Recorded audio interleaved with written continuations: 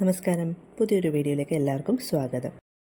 ചോറിനൊപ്പം കഴിക്കാൻ പറ്റിയ നല്ലൊരു വെള്ളരിക്ക മോരുകറി റെസിപ്പിയായിട്ടാണ് വന്നിരിക്കുന്നത്.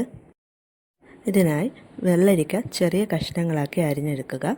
ഇതിലേക്ക് 3-4 ചെറിയ ഉള്ളിയും 2 പച്ചമുളകും കുറച്ച് ഉപ്പും കുറച്ച് മഞ്ഞളും ചേർത്ത് നന്നായിട്ടൊന്ന് വേവിക്കാൻ വെക്കണേ.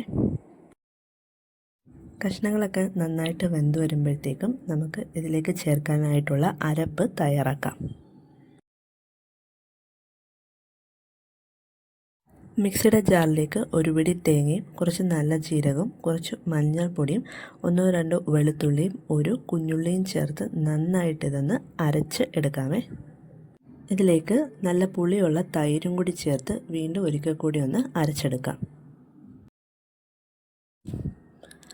ഈ അരപ്പ് നമുക്കിനി ഇതിലേക്ക് ചേർത്ത് കൊടുത്ത് നന്നായിട്ടൊന്ന് യോജിപ്പിച്ച് കൊടുക്കാം. തീ കുറച്ച് വെച്ച ശേഷം അരപ്പിൻ്റെ പച്ചമണമൊന്ന് മാറുന്ന വരെ ഒന്ന് ചൂടാക്കാനായിട്ട് വെക്കാം. താളിച്ച് കൊടുക്കാനായിട്ട് വെളിച്ചെണ്ണ ചൂടാകുമ്പോഴത്തേക്കും അതിലേക്ക് കടുകും ഉലുവയും ചേർത്ത് നന്നായിട്ട് പൊട്ടിച്ചെടുക്കുക. അതിലേക്ക് 3-4 ചെറിയുള്ളി കൂടി ചേർത്ത് വഴറ്റിയെടുക്കുക. ഒരു പിടി കറിവേപ്പിലയും കൂടി ചേർത്ത് നല്ലപോലെ ഇത് രണ്ടും മൂപ്പിച്ചെടുക്കുക. നന്നായി വഴണ്ട് വന്നതിന് ശേഷം ഒരു നുള്ള് മുളക് പൊടി കൂടി ചേർക്കുക. ഇത് കറിക്ക് ഒരു കളർ ലഭിക്കാൻ വേണ്ടിയിട്ടാണ്. നേരത്തെ തയ്യാറാക്കി വെച്ചിരിക്കുന്ന കറിയിലേക്ക് ചേർത്ത് ഇതൊന്ന് ഇളക്കി കൊടുക്കാമേ.